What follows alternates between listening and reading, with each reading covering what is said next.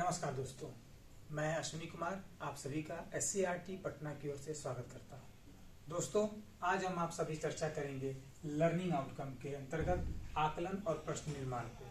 आकलन learning outcome के आधार पर कैसे किया जा सकता है, कहां से आकलन के स्रोत हम प्राप्त कर सकते हैं और आकलन करने के लिए हमारे शिक्षक बंधु किस प्रकार से प्रश्नों का निर्माण कर सकते हैं जो कि लर्निंग आउटकम पे आधारित होगा।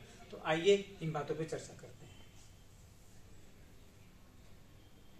दोस्तों, जैसा कि हम जानते हैं कि अधिगम प्रतिफल क्या है, कि किसी भी कार्य को सीख लेने के पश्चात, किसी विषय का अध्ययन कर लेने के पश्चात, किसी पाठ्यक्रम का अध्ययन कर लेने के पश्चात छात्रों के अंदर जो प्रदर्शनात्मक कुशलता उत्पन्न होती है। प्रदर्शनात्मक कुशलता का अर्थ हुआ कि वह छात्र जिसने अध्ययन किया है, जिसने किसी उस कार्य को सीखा है, वह उस कार्य को करके दिखा सके। छात्र जो है कार्य को करके प्रदर्शित कर सके, दिखा सके। यहाँ प्रदर्शित करके दिखाने का अर्थ होता है कि छात्र अपने दैनिक जीवन के विभिन्न परिस्थितियों में सीखे गए उस ज्ञान और कुशलता का प्रयोग करके समस्याओं का समाधान करता है। यहाँ हम देख सकते हैं कि दैनिक जीवन के विभिन्न क्षेत्रों में उपयोग करने में सक्षम, ये जब सक्षमता हासिल कर लेता है छात्र तो हमारा अधिगम प्रतिफल प्राप्त होता है। यहाँ एक बात और ध्यान देंगे कि अधिगम प्रतिफल जो है वो हमारे उद्देश्यों का ही प्रतिफल होता है, क्योंकि हम जानते हैं कि सीखना और सिखाना एक उद्देश्यपूर्ण प्रक्रिया है। तो सिखाने से पूरे एक अध्यापक का जो उद्देश्य होता है, किसी विषय को, उस विषय के किसी एक पाठ को, शीर्षक को जो पढ़ाने से पहले उद्देश्य होते हैं कि छात्रों में यह कुशलताएं उत्पन्न हो जाएं और उन कुशलताओं की प्राप्ति ही प्रतिफल होता है। यहाँ आप देख सकते हैं कि उन प्रतिफल किस रूप में प्राप्त होगा, प्रदर्शन के रूप में, यानी छात्रों के अंदर उस कार्य को कर सकने की कुशलता का उत्पन्न होना।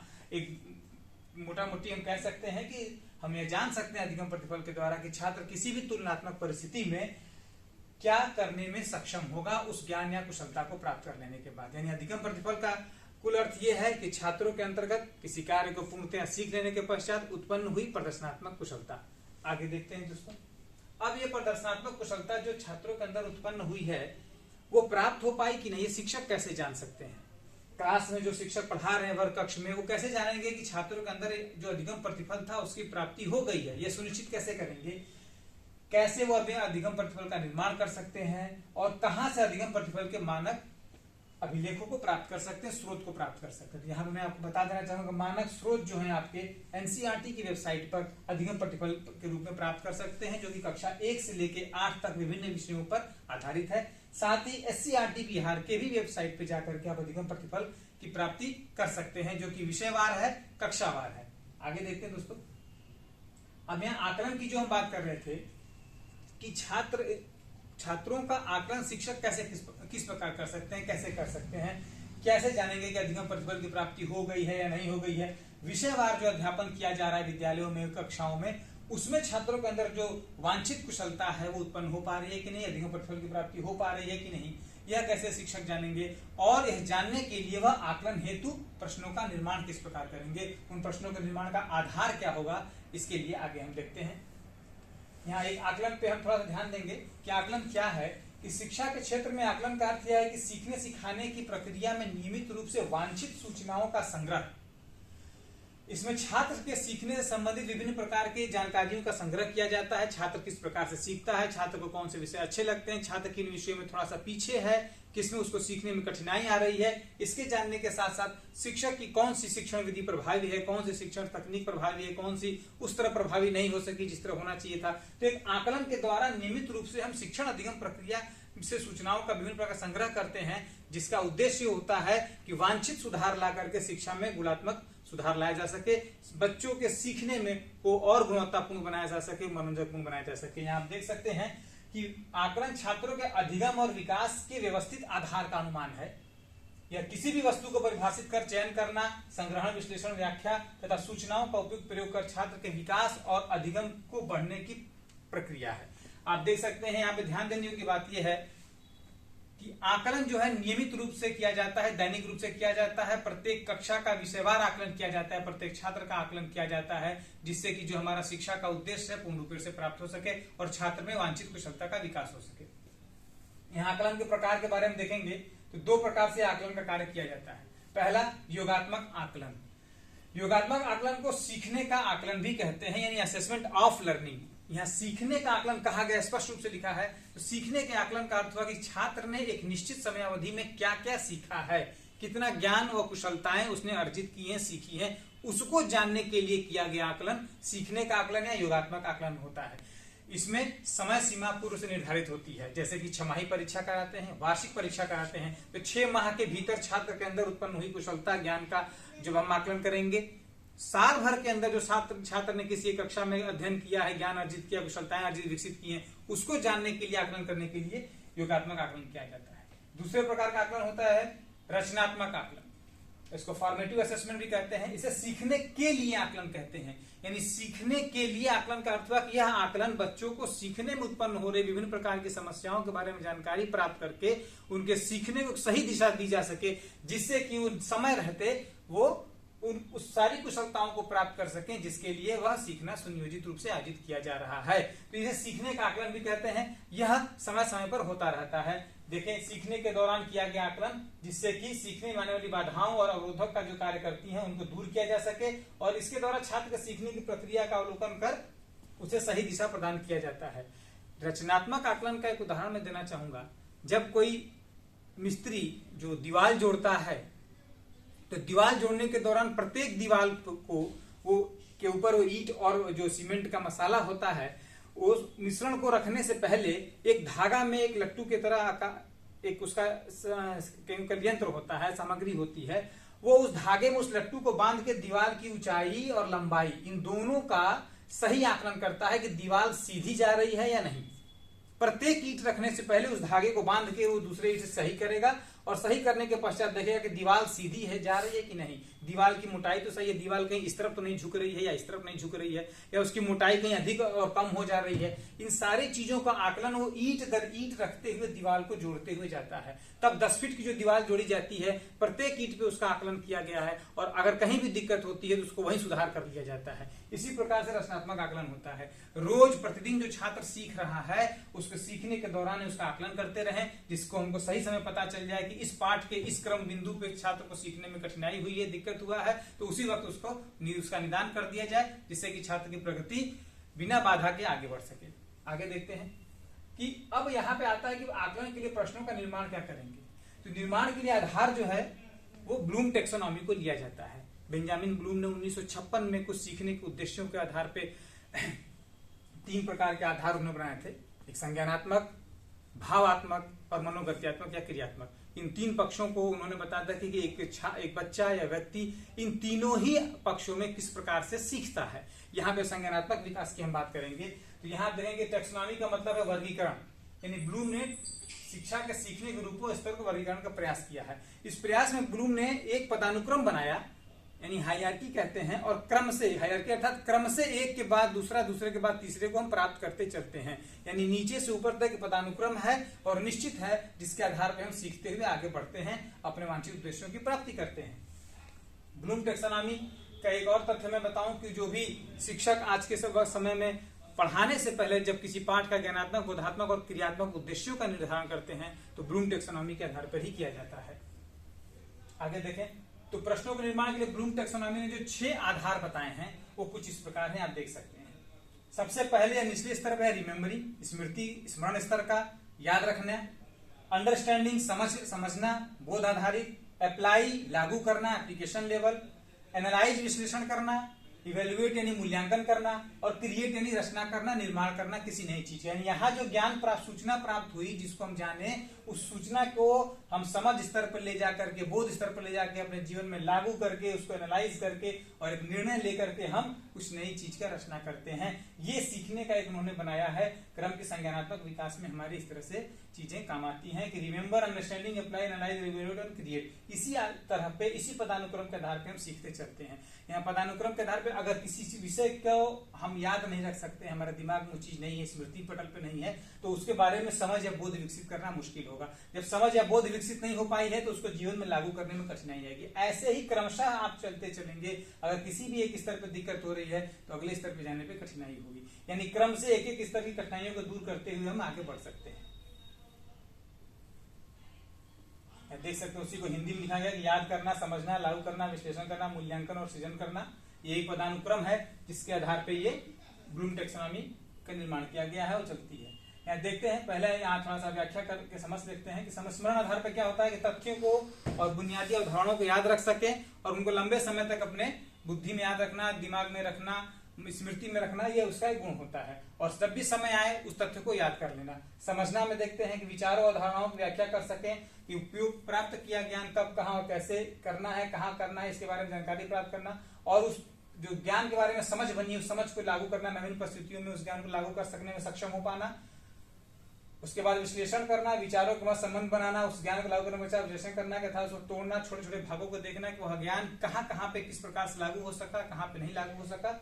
आगे मूल्यांकन करना, किसी निर्णय को सही सिद्ध करना, विश्लेषण करने के पश्चात उसका मूल्यांकन करना, रचना करना, मूल्यांकन के पश्चात रचना करना, कोई नया मौलिक कार्य करना, मूल्यांकन पश्चात स्मरण रखना, विचार का निर्माण करना। यहाँ पे एक बात ध्यान देने होगी, ब्लूम टैक्सोनॉमी में जिन्होंने शब्दों का प्रयोग किया है, अर्थात यानी कि हम जब किस प्रकार से प्रश्नों का निर्माण करेंगे, उन प्रश्नों को प्रदर्शनात्मक क्षमता पे आकलन करने के लिए बच्चों की क्षमताओं का हम इस प्रकार के शब्दों का प्रयोग करेंगे। यानी कि ब्लूम ने अपने टेक्सोनॉमी में जो किया है वो पूर्णतः क्रियार्थक शब्दों को रखा है, एक्शन वर्ब्स को रखा है। यानी कि ये सारे शब्द जो आप देख रहे हैं क्रिया आधारित हैं, संज्ञा आधारित नहीं है, क्रिया आधारित हैं। यानी क्रियाओं को अगर छात्र करने में सक्षम हो सका, आपके द्वारा पूछे गए प्रश्न कुछ इन शब्दों के आधार पर होने चाहिए, जैसे कॉपिंग, defying, finding, locating, coating, listening, ये रिमेम्बरिंग स्तर के हैं। अगर आप इस तरह के शब्दों का प्रयोग करते हैं तो रिमेम्बरिंग स्तर का प्रश्न है। अंडरस्टैंडिंग लेवल का tweeting, associating, summarising, relating, journaling, interpreting, grouping, inferring, इस तरह के अगर शब्दों का प्रयोग करते हैं आप तो रिमेम्बरिंग स्तर, अंडरस्टैंडिंग पे है। अप्लाइंग में एक्टिंग आउट है, एग्जामिंग है, एग्जीक्यूटिंग है, इंटरवेनिंग है, पेंटिंग है, प्रिपेयरिंग है, ये लागू करने के स्तर पे। ऐसे एनालाइज, इवेल्युएटिंग एंड क्रिएटिंग, ये 3 स्तर पे है, ये है 6 स्तर के। इन शब्दों का अगर जो इसमें दिया गया है, वर्गीकरण किया गया है, इनके प्रयोग से बनाया गया प्रश्न से बच्चों के अंदर प्रश्नात्मक क्षमता का हम देख सकते हैं, जांच सकते हैं। ये इसको हिंदी में लिखा गया है। जैसे विश्लेषण को लें तो गणना करना, टूटना, मन का मानचित्रण करना, आयोजन करना, संरचना करना, पूछताछ संबंधित बात से अनुमान लगाना। अगर ऐसे आप कुछ प्रश्न बनाते हैं, प्रश्नों में इन शब्दों का प्रयोग करते हैं, निष्कर्ष निकालिए, सारांश लिखिए, उदाहरण दें तो समझना स्तर पे होगा। लागू करना, अभिनय करके दिखाना, दर्शाना, एकीकृत करना, ये सारे शब्दों का प्रयोग जो हम करते हैं, जो आप देख रहे हैं यहाँ पे, तो इस स्क्रीन पे जो शब्द दिखाए गए, इस तरह के शब्दों का प्रयोग जब शिक्षक अपने प्रश्नों में करेंगे तो प्रश्न आपके क्रियात्मक होंगे और बच्चों के अंदर प्रदर्शनात्मक क्षमता का आकलन करने में सक्षम हो पाएंगे वो प्रश्न।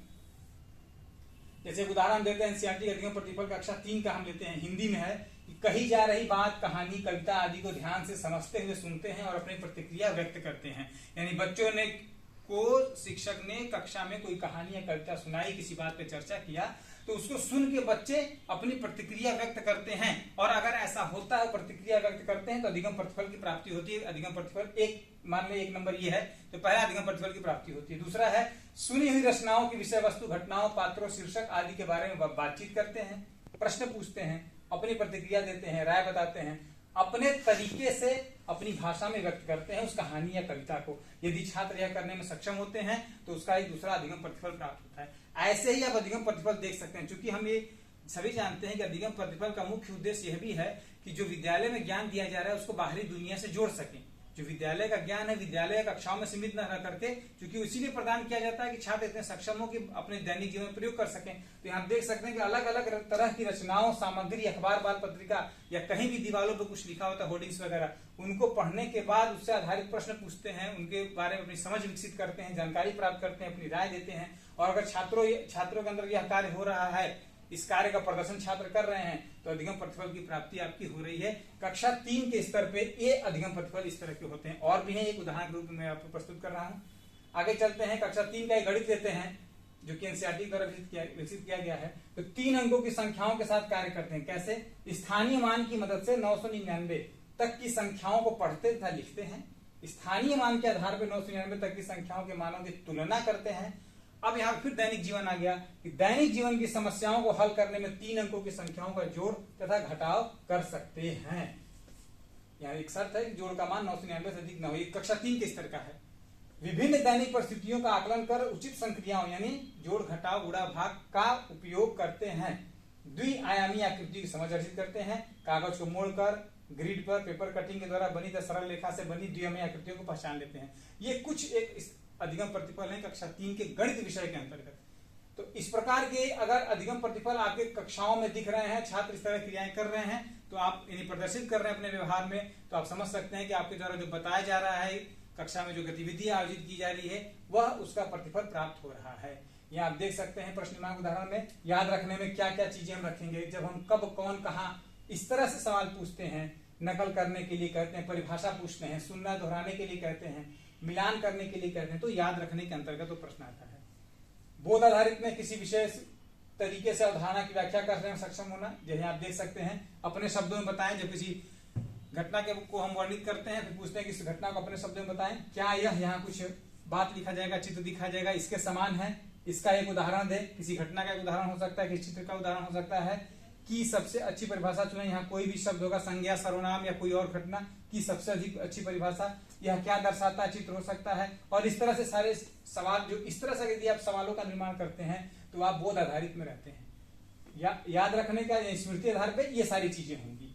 आगे चलते हैं, प्रश्न निर्माण लागू करना है, अप्लाई एप्लीकेशन लेवल पे देखते हैं कि जब आप का सवाल कैसे प्रदर्शित करेंगे, इस तरह से हो प्रश्न, आप कैसे इसको प्रस्तुत करेंगे, कहानी का नक्शा बनाएं, किसी चरित्र का निर्णय लेने की प्रक्रिया की व्याख्या करें, क्या आप किसी अन्य उदाहरण के बारे में जानते हैं जहां आप कैसे बदलाव करेंगे, कैसे संशोधित करेंगे। जब प्रश्न कुछ इस तरह हो, ये सारे शब्द उसमें हो, तो वो प्रश्न लागू करने या अप्लाई करने के लेवल का होता है।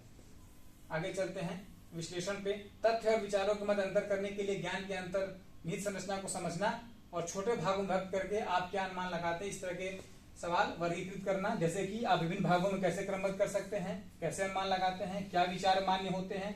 ये जो शब्द आप देख रहे हैं यहाँ पे, इस तरह के अगर प्रश्न में इन शब्दों का प्रयोग किया गया है तो वो विश्लेषण स्तर के प्रश्न होते हैं। ऐसे ही मूल्यांकन में देख लें, दिया गया है कि आप किन परिवर्तनों की अनुशंसा करेंगे, क्या आप मानते हैं, आपको कैसा लगेगा, कि क्या परिणाम होते हैं। जब ये सवाल हम पूछते हैं तो वो मूल्यांकन स्तर के सवाल होते हैं। रचना करना, क्रिएट, जो आखिरी स्तर है, उच्च स्तर पे हम आते हैं कि निर्माण या उत्पादन योजनाओं के माध्यम से अवधारणाओं को नई संरचनाओं या पैटर्न में पुनर्गठित करना। क्या होगा यदि उन तरीकों को बताएं जिससे आप यह कार्य करेंगे, क्या आप बेहतर समाधान दे सकते हैं, उन जिससे आप क्या आप यहाँ पर कोई बात लिखेंगे के लिए नए और असामान्य उपयोगों की सूची मंथन कर सकते हैं। क्या आप ऐसा प्रस्ताव विकसित कर सकते हैं जो डैश डैश, आगे कुछ भी आप यहाँ लिख सकते हैं, उस घटना को एक कारण या तथ्य दे सकते हैं। आगे चलते एक उदाहरण हम दिखाते हैं जो NAS 2017 के पेपर से लिया गया है, कक्षा 3 का है। यहाँ दिखाया गया सवाल कि आपने एक मेढक देखा और पत्थर देखा, आप उनके पास जाते हैं, ताली बजाते हैं, मेढक कूद जाता है पर पत्थर नहीं कूदता। यह क्या दिखाता है? पत्थर जीवित है, मेढक अजीवित है, पत्थर अजीवित है और मेढक जीवित है, मेढक और पत्थर दोनों अजीवित हैं, मेढक और पत्थर दोनों जीवित हैं। अब यह प्रश्न देख के, चित्र देख के बच्चा आकलन करता है, अपनी समझ का प्रयोग करता है कि क्या घटना घटित हो रही है, क्या दिया गया है, इसमें से कौन सा विकल्प सही होगा इसके संदर्भ में, और बच्चा वहां पे टिक लगाता है, सही उत्तर बताता है। तो सजीव और निर्जीव के विषय में जो जानकारी प्राप्त की जा रही है उसका कितना व्यवहारिक उदाहरण यहाँ दिया गया है, क्योंकि इसी तरह की घटनाएं जीवन में घटित होती हैं। तो सजीव और निर्जीव का हम वहां पे अगर देखें तो हमारे ज्यादा प्रभावी होगा। प्रश्नों का निर्माण इस तरह पर किया जाए। जैसे यहाँ देख सकते हैं, विद्यालय के बाद बोतल में पानी का सबसे अच्छा उपयोग कैसे किया जा सकता है। यहाँ पे 4 विकल्प दिया गया है। पानी को कहीं फेंक के, दोस्तों को फेंक के, पानी से खेलकर और पानी को पौधों में डालकर, क्या बेहतरीन उपयोग होगा, ये बच्चे यहाँ पे उसका उत्तर देंगे। ऐसे ही चित्र देख करके उसका उत्तर देना, 4 विकल्प दिया गया है। और यहाँ पे एक और प्रश्न है, और कुछ और उदाहरण देख सकते हैं। यदि इस तरह से हम बनाए जो बहुविकल्पी न हो सवाल, तो कुछ ऐसे हो सकते हैं कि यदि एक उद्योगपति लोहे कारखाना या प्रबंधन प्लान लगाना चाहता है तो वह किस स्थान का चुनाव करेगा और क्यों करेगा। अपने पड़ोस में पाई जाने वाली चिड़िया का चित्र बनाओ, उसके चोंच के आधार पर वर्णित करो कि उसकी भोजन के आदतें क्या होंगी और तुम्हारे पड़ोस में उसे वैसा भोजन कहाँ मिल पाएगा। तो सवाल जो बहुविकल्पीय भी आप देख रहे थे, उसके आधार पर लघु उत्तरी जो सवाल है, दीर्घ उत्तरी, उनको कुछ इस तरह से बनाए जो और दैनिक जीवन से जुड़े हों, व्यवहारिक हों। तो यहाँ एक सवाल की सीधे हम पूछें कि चिड़िया का एक चित्र बनाओ, एक चिड़िया का नाम दे दिया, इसका चित्र बनाओ, उस स्तर के सवाल में, और यहाँ दिया गया कि पड़ोस में पाई जाने वाली चिड़िया का चित्र बनाओ, दोनों में अंतर आता है। यह ज्यादा व्यवहारिक है उसके तुलना में, वह स्मृति आधारित पे गया, ये एप्लीकेशन लेवल का सवाल आ गया। और सारी यहाँ पे सवाल आप देख सकते हैं। एक बहुविकल्पी आप देख सकते हैं, ये भी दिया गया, सभी सजीव वस्तुएं ध्वनि, स्पर्श आदि प्रतिक्रिया करती हैं, जो कि समान लक्षण है। जो भी वस्तु सजीव की प्रतिक्रिया का कारण बनती है उसे उद्दीपन कहते हैं और प्रतिक्रिया को अनुक्रिया कहते हैं। इनमें से कौन सा स्टिमुलस रिस्पॉन्स का उदाहरण है? स्टिमुलस यानी उद्दीपन, रिस्पॉन्स यानी अनुक्रिया का उदाहरण है। जब एक लड़की के चेहरे पर प्रकाश की किरण पड़ती है तो वो अपने आंखों को ढक लेती है। बिल्ली का बच्चा ऊन के गोले से खेल रहा है, एक लड़का अगले दिन परीक्षा के लिए पढ़ रहा है और एक गाय घास खा रही है। इनमें से कौन सा स्टिमुलस रिस्पांस का उदाहरण है? यहाँ पे कथन दिया गया है, उसके आधार पे सवाल पूछा गया है। बच्चे यहाँ पे बोधात्मक स्तर का प्रयोग करते हुए इस सवाल का जवाब देते हैं। किसमें अपने पूर्व जो अनुभव है उनका स्टिमुलस रिस्पांस का बेहतरीन उदाहरण इसमें से कौन सा है, उसको सही जवाब में बताते हैं। आगे चलते हैं। एक बिस्किट का रैपर यहाँ दिखाया गया उदाहरण चित्र है और चित्र देके दिया गया कि इस पर दी गई जानकारी से इनमें से क्या पता लगाया जा सकता है। पैकेट में बिस्किट की संख्या, प्रत्येक बिस्किट की कीमत, प्रत्येक बिस्किट का भार या वजन और बिस्किट का मूल्य प्रति किलोग्राम। यहाँ पे वजन दिया गया 100 ग्राम का पैकेट है, 6 रुपए कीमत दिया गया पूरे पैकेट का। तो इनमें से इस सूचना के आधार पे क्या हम प्राप्त कर सकते हैं, ये एक उदाहरण है जिसके आधार पे हम आप सभी आकलन कर सकते हैं। बच्चों के अंदर जो कुशलताएं उत्पन्न हुई हैं विषयवार, उसको जान सकते हैं, समझ सकते हैं और उसके आधार पर शिक्षक बंधु अपने प्रश्नों का निर्माण कर सकते हैं, जिस आधार पे वो छात्रों के अंदर उत्पन्न हो रही कुशलता को जान सकेंगे, जांच सकेंगे और उनमें आ रही दिक्कतों को ससमय दूर कर सकेंगे, जिससे कि जो हमारा अधिगम प्रतिफल है वो ससमय बच्चे को प्राप्त हो सके, हमें प्राप्त हो सके। उम्मीद है कि आपके लिए लाभकारी एक वीडियो रहा। धन्यवाद।